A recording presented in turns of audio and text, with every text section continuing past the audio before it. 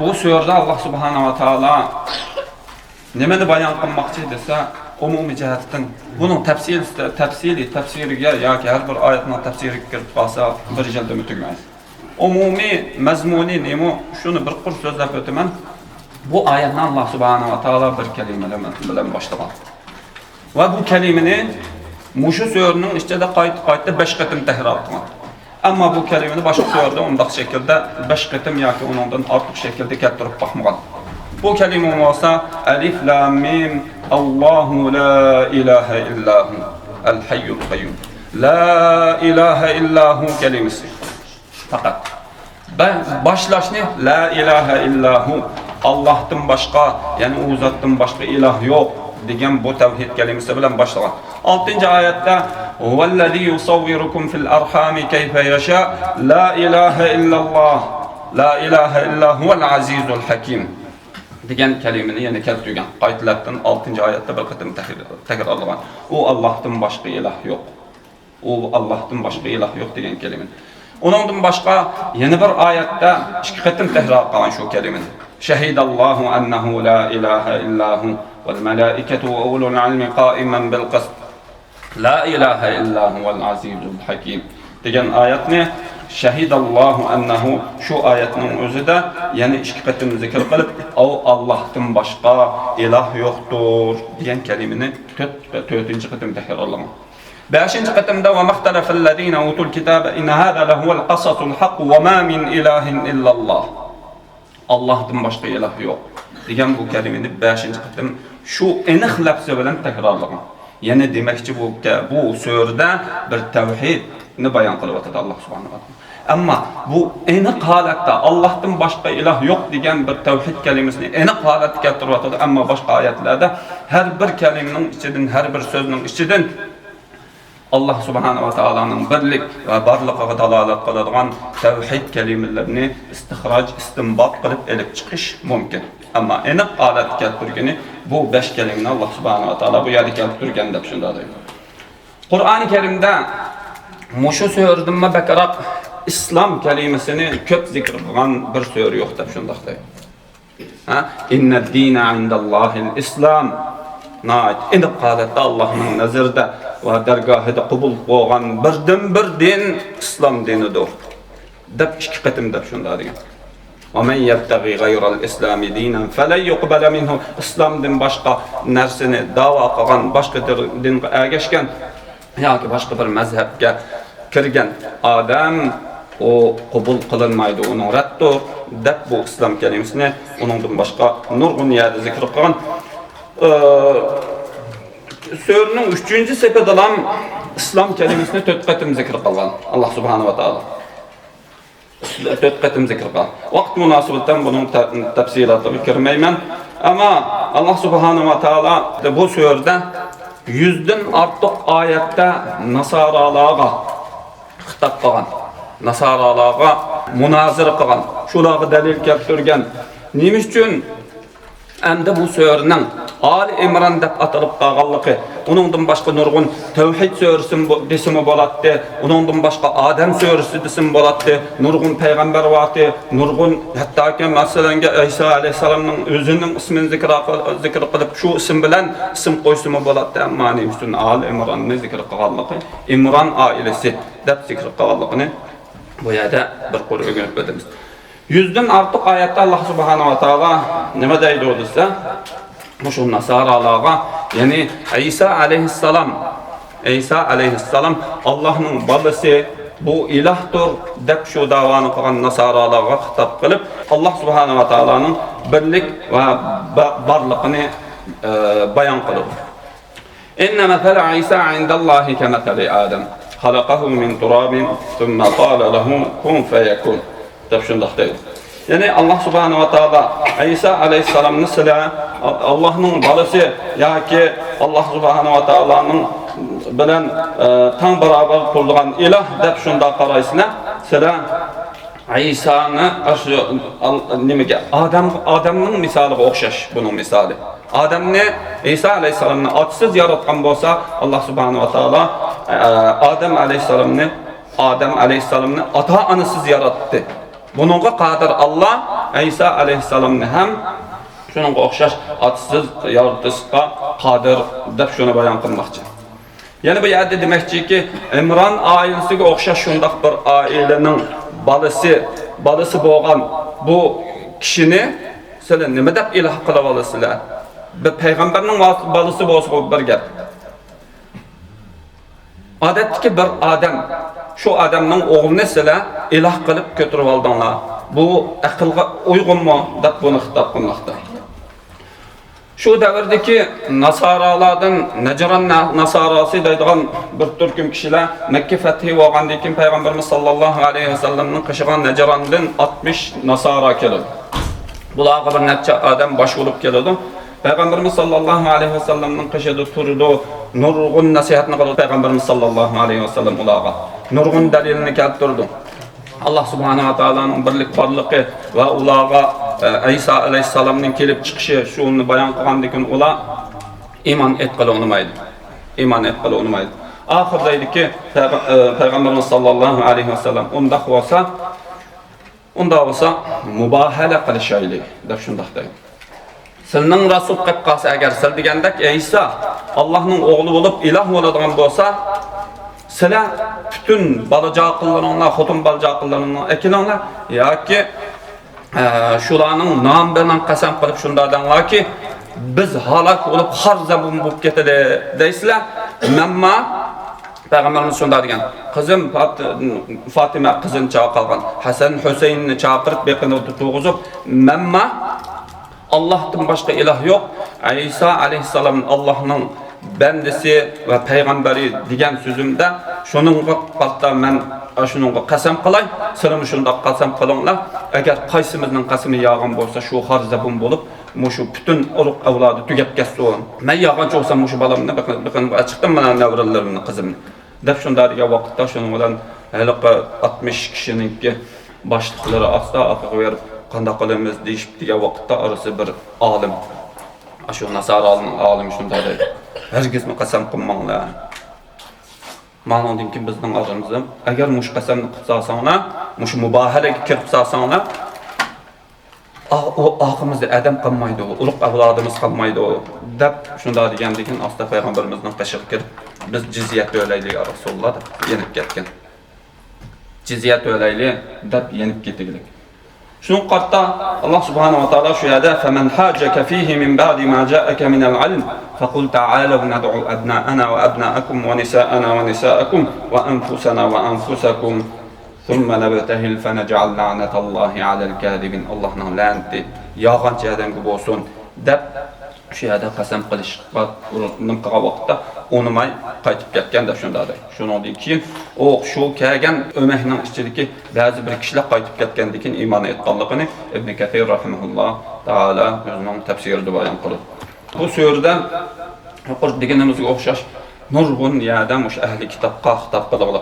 Qul ya ahlal kitabi ta'alu ila kalimatin sawa'in baynana.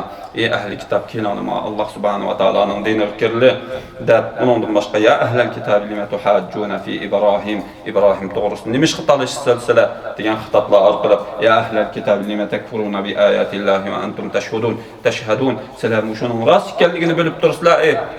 Najron nasoraları şulağım xitob qildilar. Biluglik olimlari qasam qilib Allohning o'lmaganligining o'zi payg'ambarimizning rost payg'ambar ekanligini bilib turib, ashuni qilgandan keyin va antum tashhadun sala ashuni bilib turib nemishqa kofirlik, ya'ni iymon keltirmaysizlar degan gaplar. Ya ahlal kitabi lima talbisuna al-haqqa bil batil nemishqa haq bilan batilni Alloh aralashtiribsizlar.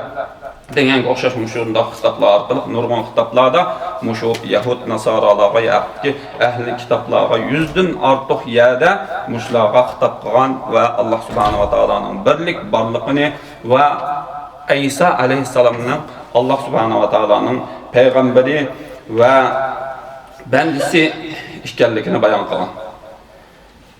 Endi yuqori deganimizga o'xshash bu sura Allah subhanahu va taolaninki birlik borligini bayon qiladigan bir tavhid surasidir. Bu tavhidni saqlab qolishning usuli va uningki lozimatliklarini Allah subhanahu va taolo bu surada nihoyat tafsili bayon qilgan. Ama men 3 ni zikr qilaman.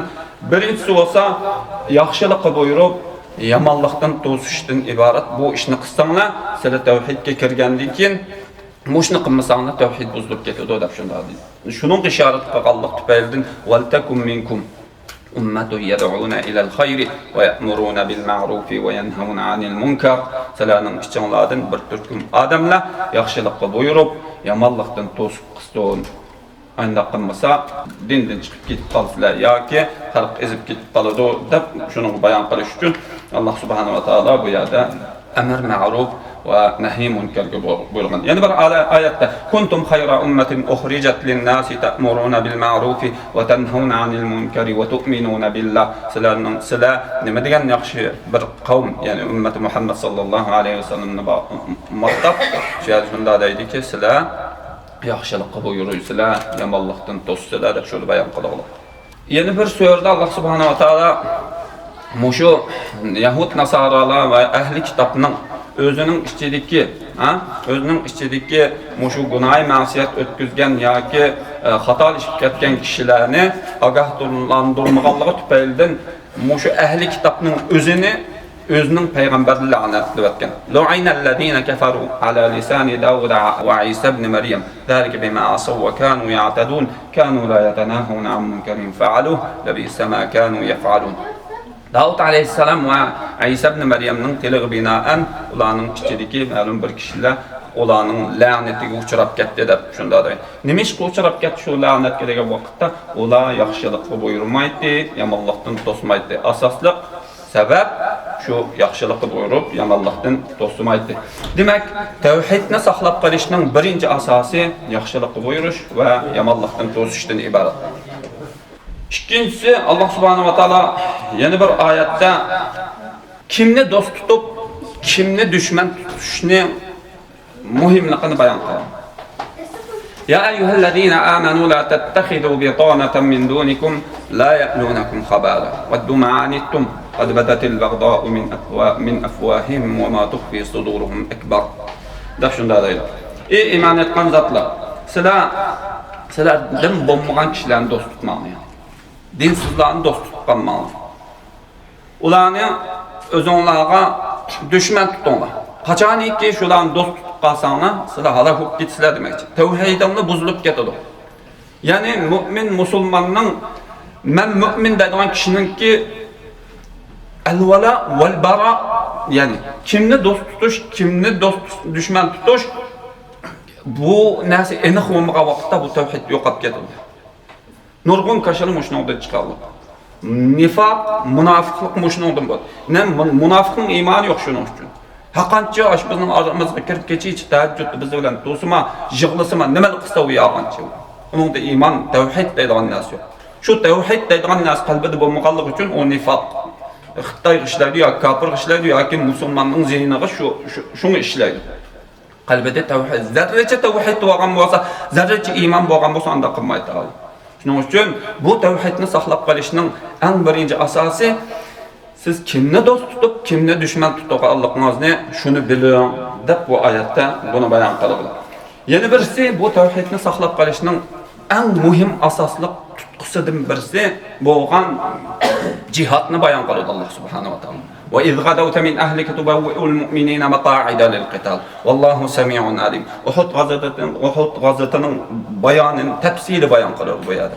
Nima uchun halok bo'lganligi, nima uchun yengilib qolganligi deganda mushikatni o'shuni bayon qilgandan keyin anandan keyin Alloh subhanahu va taolo mujohidning o'rnini va ularningki menga o'lmaydiganligi, masalan, wala tahsabannallazina qutilu fi sabilillahi amwata, ularni o'ldi deb gumon qilmanglar. Ular Alloh subhanahu va taoloning nazarida ya'ni tirikdir va ularga rizq berilib turdi degan oyatlar. Onundan boshqa Ya eyyuhellezina amanu in tuti'ullezina kafaru yaruddukum ala a'qabikum. Sizlar ash kafirlik bo'ysungan bo'lsangiz, sizni dindan chiqarib etadi. Sizlarning tavhidingizni buzib etadi.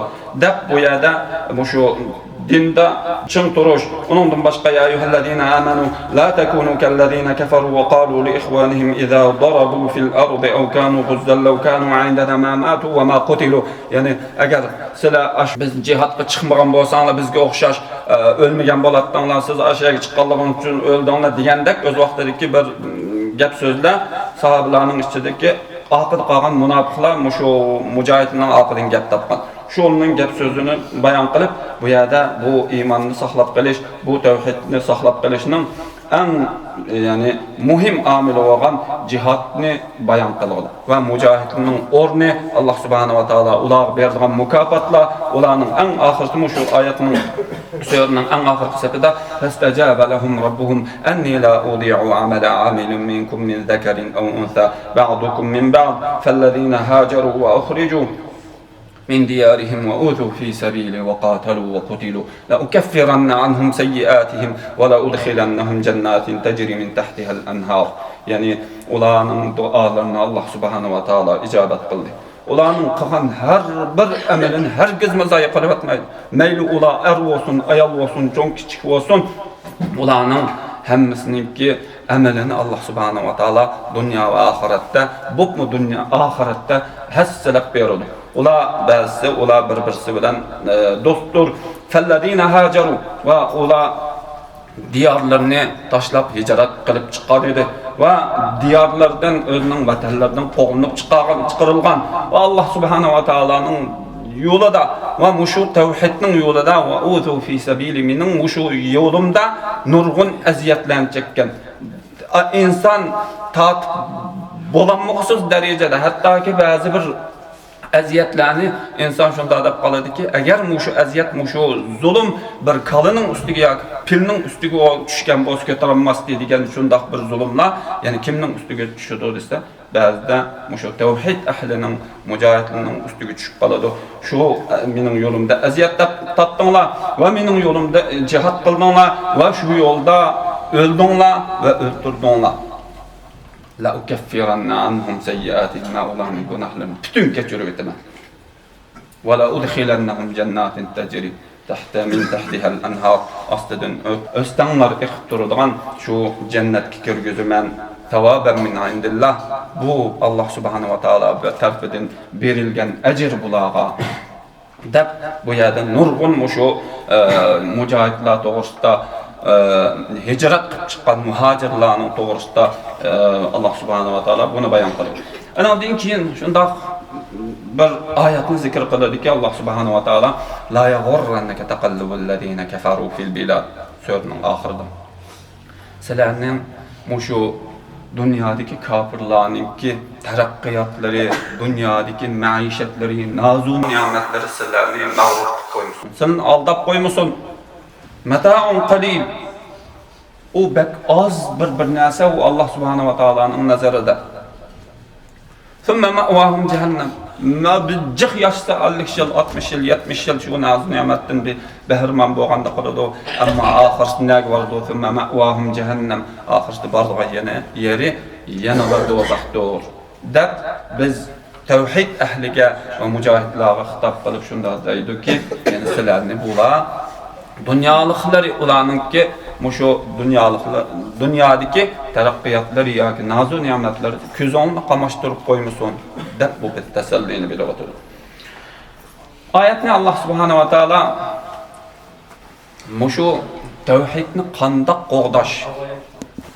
qo'g'dash to'g'risidagi bir kalima bilan oxirlashtirdi. Ya ayyuhallazina amanu Ya eyyuhellezine amanu isbiru ve sabiru ve rabitu vattaqullaha la'allakum tuflihun. Dört kelimendeydi bu yer. İyi iman etken zatlar. İyi tevhid ehli. Selam şu yukarıdaki tevhid boyunca manqam bolsanglar, siz tevhid ehliga deydigan gapim isbiru. Birinchisi bu tevhid yo'lida kelgan har qanday jabr zulmga, har qanday bir mashaqqatga bel qo'yib atmanglar buning. Sabr qilinglar sizlar. Bunun oxiratini sizlar oxiratda Alloh subhanahu va taolo sizlarga ko'rsatdi. Birinchi isbiru, birinchi sabr qilinglar. Ikkinchisi vasabiru. Texmi mustahkam turinglar. Nechi qitim o'sha oyatning o'zida va zabbit aqdamana. oyatning birinchi 5-da shunda Robbana la tuzigh qulubana ba'da idh hadaytana wa hab lana min ladunka rahmatan innaka antal wahhab. Shu oyatda men nima desa, ey Alloh bizni hidoyat qilib qo'ygandan keyin ozdirvatmaslar deb shundaqday. Nurg'ulg'an ezib ketish qachon bo'ladi desam, o'sha oyatning o'zidimma shuni tushunib olishga bo'ladiki, ezib ketish ko'pincha vaqtda hidoyat tepib to'g'ri yo'lga kirib bo'lgandan keyin bo'lib qolganligini tushuntirmoqchi. Mag'rurlanib qolib yoki o'ziga ishinib qolib, ha, men katta ibodat qilgan odam yo'q, yoki men qori, yoki men hofiz, men davomli, men hoji arman degandek mushundaq bir narsa qalbga kirgandan keyin asta-asta tavhid erishga boshladi. Oxir tavhid qilmay tiyilib ketish, fatazilla qadamun ba'da thubutiha. Ya'ni qadamlar sabit qadam turib bo'lgandan keyin mush odam endi azmaydi. Ma'nodan keyin ezib ketmaydi degan vaqtda oxirgi umrga ezib ketgan nurg'un odam bor. Shuning uchun mush oyatning o'zida, mush so'rning o'zida natijada va sabbit aqdamana. Ey Alloh bizning qadamlarimizni sabit qilsin shuningda. Bizni eng oxirgacha va tawaffana ma'al abrar. Bizni yaxshilar bilan birlikda o'lgilni qilslar deb shunda duo qilishga buyurgan. Andan keyin deydiki va rabitu ribat. Shu sizlar qolgan shu tavhidni chin saqlanglar deydi. Tavhid ziminlarida ribat turib chin saqlanglar. Va rabitu vattaqulloh. Sizlar bu eng muhimi Allohdan qo'rqing. Mujohidning ichida ezib ketadiganlar bor. Tavhid ahlining ezib ketadiganlar bo'ladi. Shu sabr qilganlarning ezib ketadiganlar bo'ladi. Shu sabrini nima qilinglar? Ribatni turinglar. Ash qilayotgan shu ibodatning o'zidima qanday qilinglar? Vattaqulloh. Alloh subhanahu va taolodan qo'rqinglar. La'allakum tuflihun.